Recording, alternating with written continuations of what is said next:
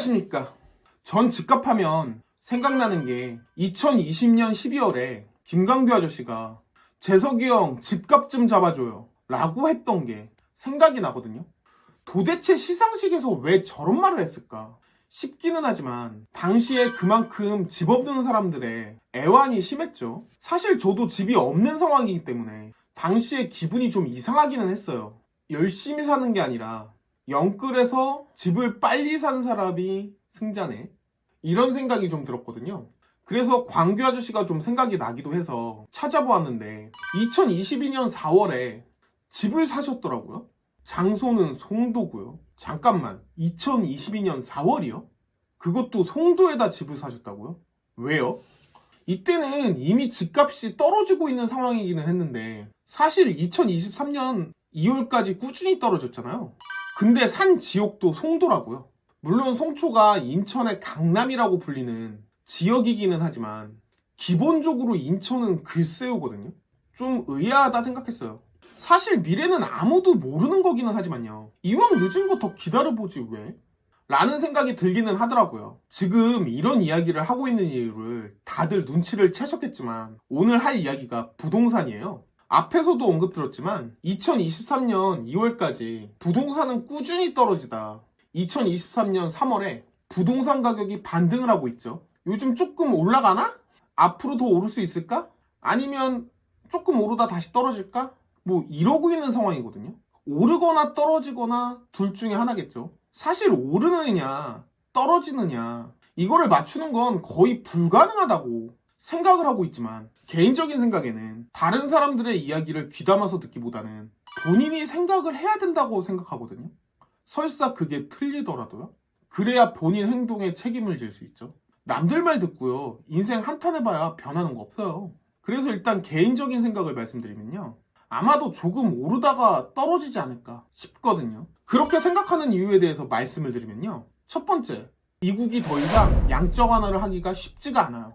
우리나라 집값 이야기하는데 갑자기 왜 미국? 이라고 하실지 모르겠지만 사실 우리나라 집값이 크게 올라간 데는요, 미국에서 양적 완화를 계속한 것과 영향이 있다고 생각을 해요. 2008년에 리만 브라더스라는 미국의 큰 은행이 망하면서요, 미국 경제는 대침체 시기가 오거든요.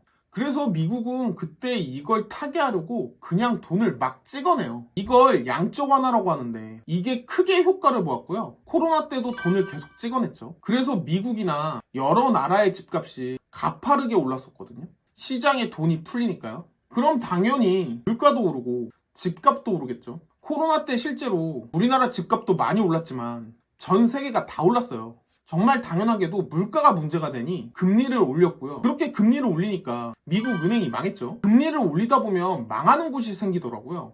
물론 은행이 망하니까 정부 입장에서는 뱅크런이 무서웠을 거고요. 뱅크런이 일어나면 안 되니까 예금을 전액 보호해주겠다, 이렇게 이야기를 했죠. 예금을 전액 보호해주면 다시 양적 완화를 하는 게 아니냐, 뭐 이런 말도 있기는 한데요. 예금을 전액 보호해주겠다는 건 뱅크런이 일어나면 안 되니까 불안감을 없애주려고 한 행동일 텐데 양적 완화가 되지는 않을 거예요. 실제 미국이 코로나 때 양적 완화를 한다고 뿌린 돈이 하나로 5천조 정도 된다는 걸 감안해 보면요, 사실 예금 보호해주는 게 양적 완화가 되지는 않겠죠. 아직 미국의 물가가 잡히지 않고 있다는 걸 감안해 보았을 때요, 금리를 많이 올릴 수는 없겠지만 조금 올리던가 아니면 동결일 텐데 그렇다고 금리를 내릴 것 같지는 않아요. 최우선 과제가 물가를 잡는 거기 때문에 시장에 돈이 풀리지 않는다면 자산 가격이 올라가기는 쉽지 않아요. 그리고 두 번째가 지금 우리나라 상황이거든요.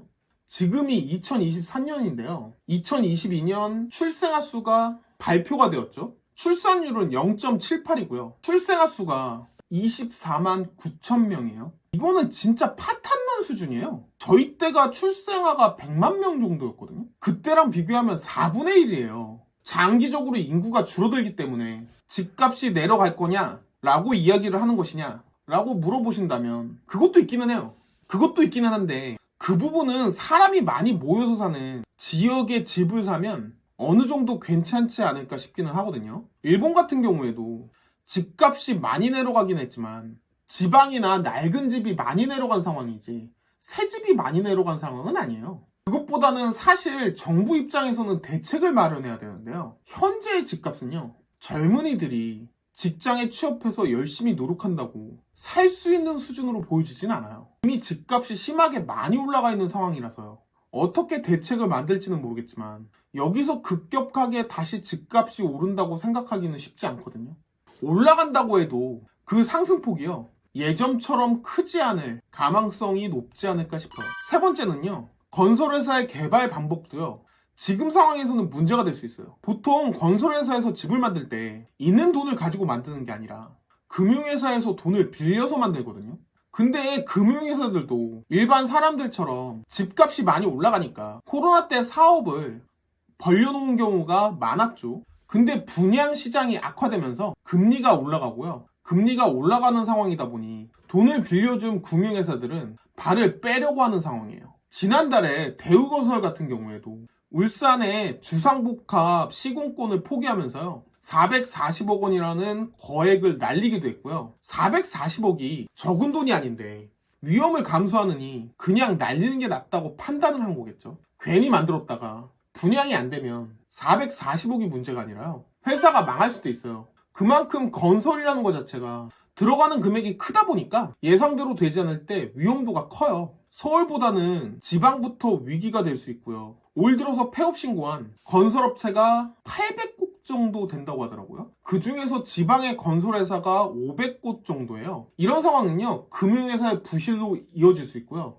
당연히 빌려준 돈이 회수가 안 되니까요, 금융에서도 위기가 올 수 있는 상황이에요. 만약에 이런 상황들이 터진다면 이건 미국에서 터졌던 리만 브라더스라는 큰 은행이 망했던 사건과 비슷한 사건이 터질 수도 있거든요. 이런저런 상황들을 놓고 봤을 때요, 집값이 올라간다고 예상하기가 쉬운 상황으로 보이지는 않거든요. 물론 집값이 오르고 내리는 걸 감안해 보았을 때 지금을 저점으로 보고 들어가시는 분들도 많기는 한데요, 이것저것 생각해 보면 악재가 너무 많아요. 물론 제가 이래서 돈을 못 버는 것 같기는 한데요. 하지만 저 같으면 지금 같은 상황에서 약간 반등한다고 집을 사려고 들지는 않을 것 같아요. 이렇게 내려가다가 다시 좀 올라가니까 올라가겠지? 이렇게 이야기하기에는요, 이런 거 저런 거 따져보면 좀 위험할 수도 있겠다 싶기는 하거든요. 제 생각은 그래요.